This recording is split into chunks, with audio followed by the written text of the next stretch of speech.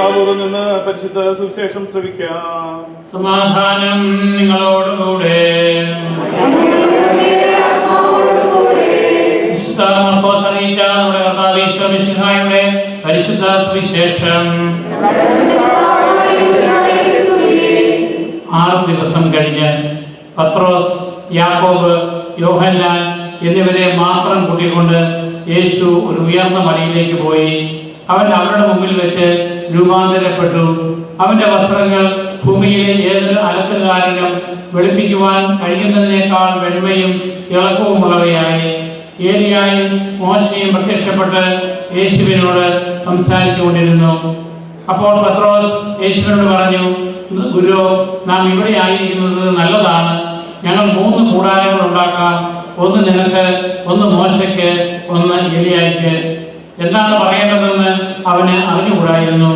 അവർ അത്രയ്ക്ക് ഭയപ്പെട്ടിരുന്നു. അപ്പോൾ ഒരു മേഘം വന്ന് അവരെ ആവരണം ചെയ്തു. മേഘത്തിൽ നിന്ന് സ്വരം പുറപ്പെട്ടു, ഇവൻ എൻ്റെ പ്രിയപുത്രൻ, ഇവന്റെ വാക്ക് ശ്രവിക്കുവിൻ. അവർ ചുറ്റും നോക്കി. യേശുവിനെ അല്ലാതെ മറ്റാരെയും തങ്ങളോട് കൂടെ അവർ കണ്ടില്ല. അവർ കണ്ട കാര്യങ്ങൾ മനുഷ്യപുത്രൻ മരിച്ചവരിൽ നിന്ന് ഉയർക്കുന്നത് വരെ ആരോടും പറയരുതെന്ന് മലയിൽ നിന്നും ഇറങ്ങിയപ്പോൾ അവൻ അവരോട് കൽപ്പിച്ചു. മരിച്ചവരിൽ നിന്ന് ഉയർത്തുക എന്നത് എന്താണെന്ന് ചിന്തിച്ചുകൊണ്ട് അവർ ഈ വചനം രഹസ്യമായി സൂക്ഷിച്ചു. അവർ അവരോട് ചോദിച്ചു, ഏലിയ ആദ്യം വരണമെന്ന് നിയമജ്ഞർ പറയുന്നത് എന്തുകൊണ്ടാണ്? അവൻ പറഞ്ഞു, ഏലിയ ആദ്യമേ വന്ന് എല്ലാം പുനഃസ്ഥാപിക്കും. മനുഷ്യപുത്രൻ വളരെ പീഡകൾ സഹിക്കുകയും നിന്ദനങ്ങൾ ഏൽക്കുകയും ചെയ്യണമെന്ന് എഴുതപ്പെട്ടിരിക്കുന്നത് എന്തുകൊണ്ട്? ഞാൻ നിങ്ങളോട് പറയുന്നു, ഏലിയ വന്നു കഴിഞ്ഞു. അവനെക്കുറിച്ച് എഴുതപ്പെട്ടിരിക്കുന്നത് പോലെ തന്നെ തങ്ങൾക്ക് ഇഷ്ടമുള്ളതെല്ലാം അവർ അവനോട് ചെയ്തു.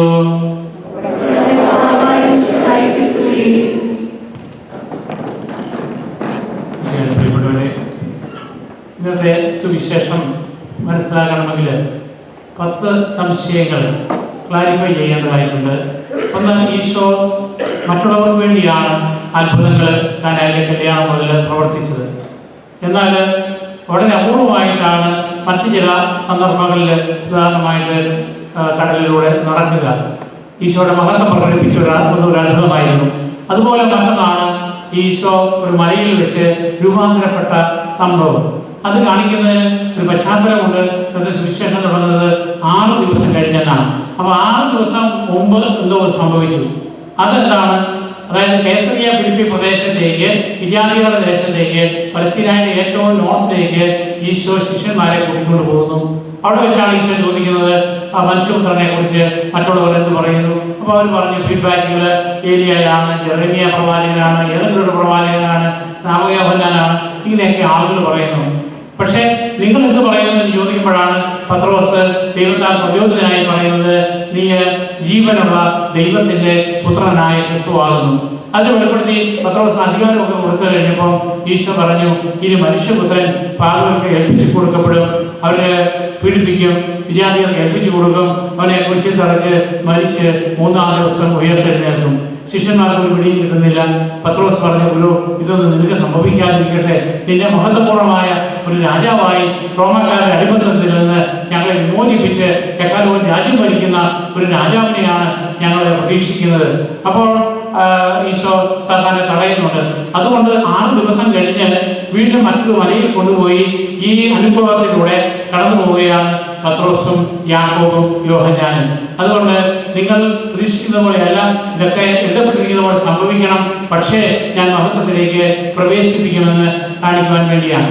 രണ്ടാമത്തേത്, എന്തുകൊണ്ടാണ് ഈ മലയുടെ മുകളിലേക്ക് പോയത്? താഴെ വെച്ച് കാണിക്കാൻ പാടില്ല. ബൈബിളിലെ പ്രധാനപ്പെട്ട ചില സംഭവങ്ങൾ മലയുടെ മുകളിലാണ്. ഇപ്പൊ മല എന്ന് പറയുന്നത് ബൈബിളിൽ ഒരു പ്രത്യേക അർത്ഥമുണ്ട്.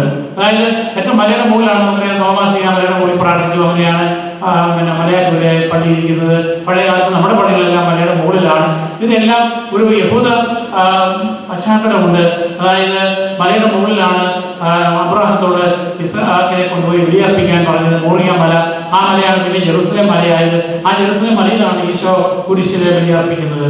അതുപോലെ തന്നെ മോശയുടെ കാലഘട്ടത്തിൽ അത് മരുഭൂമിയിലൂടെ പോകുമ്പോൾ ഇസ്രായേൽ ജനത്തിന് കൽപ്പനകൾ നൽകിയതും ദൈവവും മോശയുമായി സംഭാഷണം നടത്തിയതും മലയുടെ മുകളിലാണ്. കാരണം ഈ ഭൂമിയിലെ താഴത്തെ തട്ടിലുള്ള തിന്മകളിൽ നിന്നും ബഹളങ്ങളിൽ നിന്നും മാറി മുകളിലേക്ക് പോവുക. പിന്നെ ഒരു കൺവെൻഷണൽ സങ്കല്പമാണ് സ്വർഗം മുകളിലായി. ഇവിടെ സ്വർഗത്തിലേക്ക് കണ്ണു ഉയർത്തി എന്ന് പറയുമ്പോൾ ഞങ്ങൾ മുകളിലേക്കാണ് നോക്കുക. അപ്പൊ അതുകൊണ്ട് മല എന്ന് പറയുന്നത് ദൈവവും മനുഷ്യനും തമ്മിൽ സംയോജിക്കുന്ന ഒരു മീറ്റ് ചെയ്യുന്ന സ്ഥലം. അങ്ങനെയാണ് ഏലിയ പ്രവാചകൻ കൊറേബ് മലയിൽ വെച്ച് ദൈവത്തെ കണ്ടുമുട്ടുന്നതായി കാണുക. അതുകൊണ്ട് സ്വർഗവും ഭൂമിയും തമ്മിൽ മനുഷ്യന് കണ്ടുമുട്ടാൻ പറ്റുന്ന സ്ഥലമാണ് മല എന്നുള്ളതാണ്. ഇനി മൂന്നാമത്, അവിടെ ഒരു മേഘം വന്ന് അവരെ ആവരണം ചെയ്തു. ശരിയാണ്, വലിയ മലയുടെ മുകളിലൂടെ മേഘം കടന്നു പോകും. പക്ഷെ ഇതിനൊരു പ്രത്യേകമായ അർത്ഥമുണ്ട്. ബൈബിളിലെ അർത്ഥത്തിൽ മേഘം എന്ന് പറയുന്നത് ദൈവത്തിന്റെ സാന്നിധ്യത്തെ സൂചിപ്പിക്കുവാൻ വേണ്ടി കൂടി ഉപയോഗിക്കുന്നുണ്ട്. ഉദാഹരണമായിട്ട് ഇസ്രായേൽ ജനം ഈജിപ്തിൽ നിന്ന് വാഗ്ദത്ത ഭൂമിയിലേക്ക് പോകുന്ന ആ 40 സംവത്സരക്കാലം അവർ മൂവ് ചെയ്യുന്ന സമയത്തെല്ലാം ഒരു മേഘത്തൂർമെന്നാണ് അവരെ നയിക്കുക. രാത്രിയിൽ ഒരു അഗ്നിസ്തംഭം. അതുപോലെ തന്നെ സമാഗമ കൂടാരം, അവരുടെ എല്ലാം കൂടാരത്തിന്റെ മധ്യത്തില് ദൈവവും മനുഷ്യനും തമ്മിലുള്ള സമാഗമ കൂടാരത്തിന്റെ ടാബർനാക്കിളില് അതിവിശുദ്ധ സ്ഥലത്ത് ഒരു മേഘം കാണപ്പെട്ടു. ആ മേഘത്തിന് യഹൂദ പണ്ഡിതന്മാർ കൊടുത്ത പേരാണ് ഷെക്കീന ക്ലൗഡ്, അല്ലെങ്കിൽ തിരുസാന്നിധ്യത്തിന്റെ മേഘം എന്ന് പറയുക. അപ്പൊ അതുകൊണ്ട് ഇവിടെ ഈ ഈശോയും അതുപോലെ തന്നെ ഏലിയായും മോശയും നിൽക്കുമ്പോൾ അവിടെ വന്ന് ഒരു മേഘം വന്ന് ആവരണം ചെയ്യുമ്പോൾ അവിടെ പിതാവായ ദൈവത്തിന്റെ സാന്നിധ്യത്തെയാണ് സൂചിപ്പിക്കുക. അവിടെ ഒരു അഴകുകാലം വെളുപ്പിക്കാൻ പാകാത്ത വിധം സൂര്യപ്രകാശത്തിന് സമാനമായി അവരുടെ ഈ വസ്ത്രങ്ങൾ തിളങ്ങി കണ്ടു, വെള്ള നിറത്തെ കണ്ടു. വെള്ള നിറം എന്ന് പറയുന്നത് ഒരു പ്യൂരിറ്റിയുടെ, ശുദ്ധതയുടെ, വിശുദ്ധിയുടെ, മഹത്വത്തിന്റെ പ്രതീകമാണ്. അതുകൊണ്ടാണ് നമ്മൾ പ്രധാനപ്പെട്ട കൂദാശകൾ സ്വീകരിക്കുമ്പോൾ വെള്ള വസ്ത്രം ധരിക്കണം. അതായത് മാമോദിസ സ്വീകരിക്കുമ്പോൾ കളർ ഉടുപ്പ് മാറ്റി വെള്ള ഉടുപ്പ് കൊടുക്കുന്നു. വിവാഹത്തിൽ വരുമ്പോൾ വെള്ള വസ്ത്രം ധരിക്കണം എന്നാണ്. അതുപോലെ തന്നെ മരിച്ചടക്കപ്പെടുമ്പോഴും. കാരണം വെള്ള വിശുദ്ധമായ ജീവിതത്തിന്റെ പ്രതീകമാണ്. അപ്പൊ അതുകൊണ്ട് വരുമാനിരിക്കുന്ന മഹത്വത്തിന്റെ പ്രതീകം സ്വർഗഭാഗ്യത്തെയാണ് ഇത് അനുസ്മരിക്കുക. നമ്മൾ വിശുദ്ധരായിരിക്കണമെന്ന് സൂചിപ്പിക്കുകയാണ്. ഇനി അഞ്ചാമത്തെ കാര്യം, ഒരു ശബ്ദം കേൾക്കുന്നു, ഒരു അശരീരി കേൾക്കുന്നു. അല്ലെ, പിതാവായ ദൈവത്തിന്റെ ശബ്ദം കേൾക്കുകയാണ്. ഇവൻ എൻ്റെ പ്രിയപുത്രൻ, ഇവനെ നിങ്ങൾ ശ്രദ്ധിക്കുക, അല്ലെങ്കിൽ നിങ്ങൾ അനുസരിക്കുക. അതാണ് അവരുടെ മാതാവ് പറഞ്ഞത്. അവൻ പറയുന്നത് എന്തായാലും അത് ചെയ്യുക. അതുപോലെ തന്നെ ഈശോയുടെ മാമോദിസ സ്വീകരിച്ച സമയത്തും സ്നാപകയോഹന്നാൻ കേട്ട അശരീരിയായിരുന്നു, ഇവരുടെ പ്രിയപുത്രനാണ്, ഇവരിൽ ഞാൻ പ്രസാദിച്ചിരിക്കുന്നു.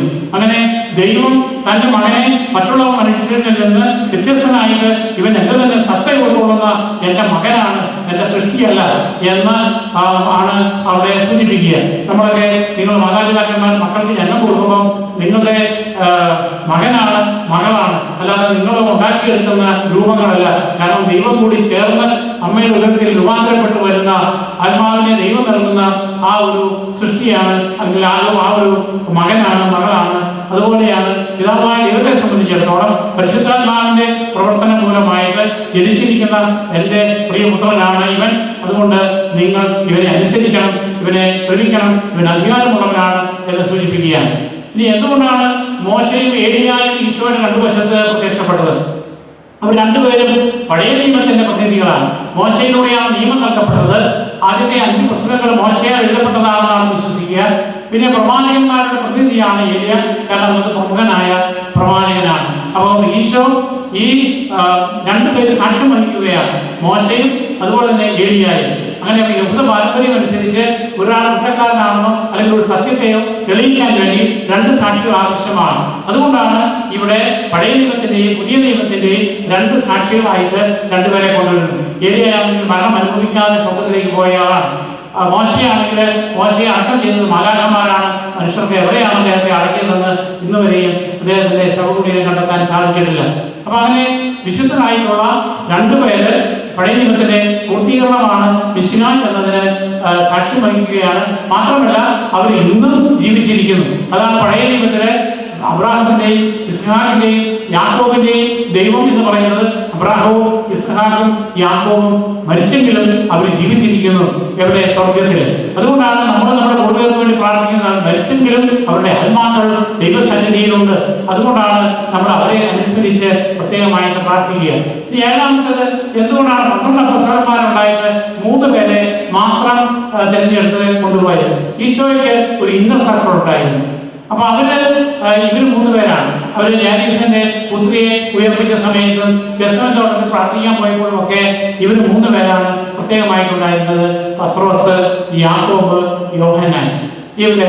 അവര് ഞാൻ നേരത്തെ സൂചിപ്പിച്ചതുപോലെ യഹൂദ പാരമ്പര്യമനുസരിച്ച് ഒരു സത്യത്തിന് സാക്ഷ്യം വഹിക്കണമെങ്കിൽ 2 അതിലധികമോ സാക്ഷികൾ വേണം. കാരണം ഉദ്ധാനത്തിന് ശേഷം ഈ 3 പേരാണ് ആ അനുഭവത്തെ കുറിച്ച് പിന്നീട് അപ്പസ്തലന്മാരോട് സാക്ഷ്യം പറയുന്നത്.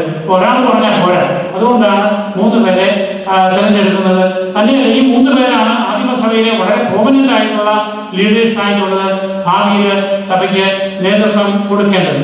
ഇനി എന്തുകൊണ്ടാണ് പത്രോസ് ഞങ്ങൾ 3 കൂടാരം നിർമ്മിക്കാം, അതായത് ഒന്ന് നിനക്ക്, ഒന്ന് മോശയ്ക്ക്, ഒന്ന് ഏലിയായിക്ക്? എന്താണ് ഈ കൂടാരത്തിന്റെ അർത്ഥം? പഴയ ജീവിതത്തിൽ കൂടാരത്തിന് പ്രത്യേകമായ അർത്ഥമുണ്ട്. അതായത് ഈജിപ്തിൽ കഴിഞ്ഞതിന് ആളുകൾക്ക് വീടുമുണ്ടായിരുന്നു.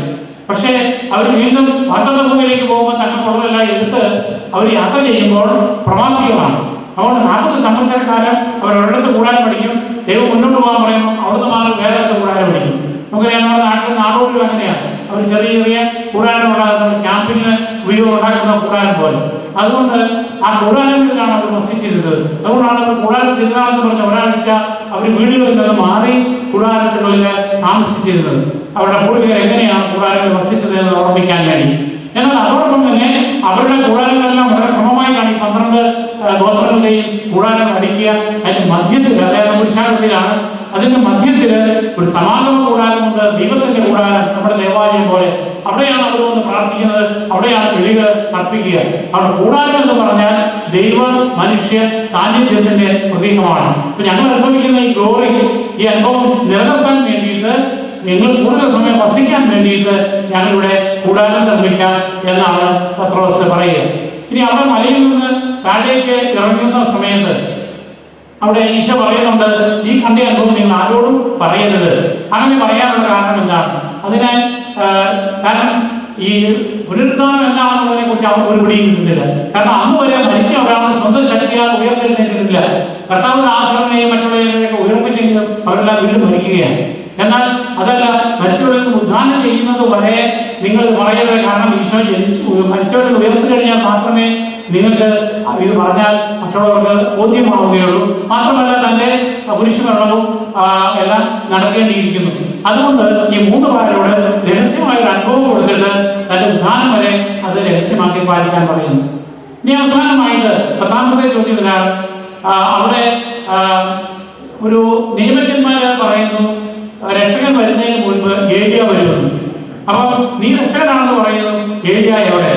അതൊരു ചോദ്യമാണ്. ഇന്നും യഹൂദന്മാർ പെസഹ ആചരിക്കുമ്പോൾ അവര് 4 പാത്രത്തിൽ വീഞ്ഞ് എടുത്ത് വെക്കും. അതുകൂടാതെ 5 വേറെ പാത്രത്തിൽ വീഞ്ഞ് വെക്കും. അതെന്താണെന്നറിയോ? ഒരു കസേര ഇട്ടിരിക്കും, അതൊരു വാതിൽ തുറന്നു വെക്കും. കാരണം തങ്ങൾ പെസഹ ആചരിക്കുമ്പോൾ വിഷ്ണു വരുന്നുവെന്ന് അറിയിക്കുവാൻ വേണ്ടിയിട്ട് എലിയ പ്രവാചകൻ വാതിലൂടെ കടന്നു വന്ന് അദ്ദേഹത്തിന് ഇരിക്കാനും തങ്ങളുടെ പെസഹ ആചരണത്തിൽ പങ്കെടുക്കാൻ പ്രത്യേകമായിട്ട് വീഞ്ഞും യഹൂദന്മാർ ഇന്നും അവരുടെ പെസഹ ആചരണത്തിൽ വെക്കുന്ന ഒരു പാരമ്പര്യമാണ്. അപ്പൊ അതുകൊണ്ട് അവരെ സംബന്ധിച്ചിടത്തോളം ഏലിയ ഇതുവരെ രണ്ടാമത് വന്നിട്ടില്ല. ഏലിയാണെങ്കിൽ മരിച്ചിട്ടില്ല, സ്വർഗത്തിലേക്ക് അഗ്നിരഥങ്ങളിൽ എടുക്കപ്പെട്ടയാളാണ്. അപ്പൊ അതുകൊണ്ട് അദ്ദേഹം വരും, അദ്ദേഹം ജനങ്ങളെ ഒരുക്കും. അപ്പൊ ഈശോ പറയുകയാണ്, അവൻ വന്നു. ആരാണത്? സ്നാപക യോഹന്നാൻ. ഏലിയയുടെ ചൈതന്യത്തോടു കൂടിയാണ് സ്നാപക യോഹന്നാൻ വന്നത്. ഏലിയ പ്രധാനപ്പെട്ട ഡിവൈൻ കാര്യങ്ങൾക്ക് ജനങ്ങളെ ഒരുക്കിയതുപോലെ തന്നെ എല്ലാവരും മുന്നോടിയായി മാനസാന്തരത്തിന്റെ ഫലം പുറപ്പെടുവിക്കുക, ഇത് സ്വർഗരാജ്യം സമീപിച്ചിരിക്കുന്നു എന്ന് പറഞ്ഞുകൊണ്ട് വന്ന ആളാണ് ഏലിയ. പുതിയ ഏലിയയാണ് സ്നാപക യോഹന്നാൻ. പക്ഷേ അവർ തിരിച്ചറിഞ്ഞില്ല. അനീതിയത്തിൽ ചോദ്യം ചെയ്തതിന്റെ പേരിൽ അദ്ദേഹത്തെ കഴുത്തറുത്ത് കൊന്നു. അതുപോലെ തന്നെ മനുഷ്യപുത്രനും അനുഭവിക്കേണ്ടിയിരിക്കുന്നു. അതുകൊണ്ട് നമ്മൾ തിരിച്ചറിയേണ്ടത് ഇതാണ്: ദൈവത്തിന്റെ പദ്ധതികളെ തിരിച്ചറിയുവാൻ, അവരെ അനുസരിക്കുവാൻ നമുക്ക് സാധിക്കണം. ദൈവത്തിന്റെ മഹത്വം എന്താണ് എന്ന് നമ്മുടെ ജീവിതത്തിൽ അനുഭവിക്കുവാൻ സാധിക്കണം. ആ മഹത്വം നമ്മൾ അനുഭവിക്കുന്നത് എപ്പോഴാണ്? വിശുദ്ധ കുർബാന സ്വീകരിക്കുമ്പോഴാണ്. വിശുദ്ധ കുർബാന സ്വീകരിക്കുമ്പോൾ അപ്പത്തിന്റെയും വീഞ്ഞിന്റെയും രൂപത്തിൽ യഥാർത്ഥത്തിൽ ക്രിസ്തു നമ്മളുടെ ജീവിതത്തിലേക്ക് കടന്നു വരികയാണ്. നമ്മളിവിടെ വചനം പ്രഘോഷിക്കുമ്പോൾ, വിശുദ്ധ ഗ്രന്ഥം വായിക്കുമ്പോൾ, ധ്യാനങ്ങളിൽ പങ്കെടുക്കുമ്പോൾ ദൈവത്തിന്റെ ശബ്ദമാണ് നമ്മൾ ഈ പ്രീച്ചേഴ്സിലൂടെ കേൾക്കുന്നത്. അപ്പൊ അതുകൊണ്ട് ഈശോ പറയുന്നു, ഇതാ എന്റെ പ്രിയപുത്രൻ, ഇവനിൽ ഞാൻ പ്രസാദിച്ചിരിക്കുന്നു, ഇവനെ നിങ്ങൾ അനുസരിക്കുക. ആ അനുസരണത്തിന്റെ ദൗത്യം അല്ലെങ്കിൽ ആ കടമയാണ് നമുക്കുള്ളത്. അതുപോലെ തന്നെ അവനെ അനുസരിക്കുവാനായിട്ട് നമ്മളെ സംബന്ധിച്ചിടത്തോളം ആ ഈശോയെ സ്വീകരിക്കുന്ന നമ്മൾ, ഈശോയെ ശ്രമിക്കുന്ന നമ്മൾ, ഈശോയിലൂടെ നമ്മൾ രൂപാന്തരപ്പെടണം. മാമോദീസായിൽ നമ്മുടെ ജന്മഭാവം ഇല്ലാതാക്കി നമ്മൾ രൂപാന്തരപ്പെടുകയാണ്. അതുപോലെ തന്നെ ഓരോ വിശുദ്ധ കുർബാനയിലൂടെയും ആത്മീയമായി നമ്മൾ രൂപാന്തരപ്പെടുന്നു.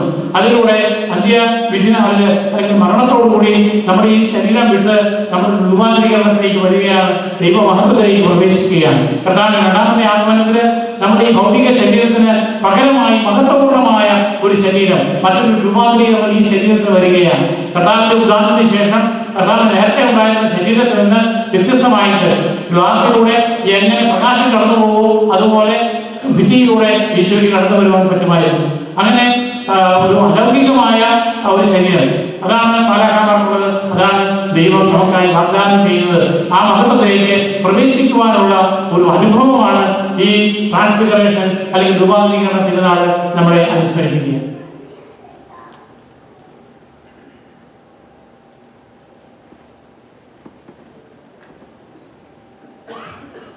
നമുക്ക് എല്ലാവർക്കും സന്തോഷത്തോടും ഉത്സാഹത്തോടും കൂടെ വന്ന് കർത്താവേ ഞങ്ങളുടെ മേൽ കരുണ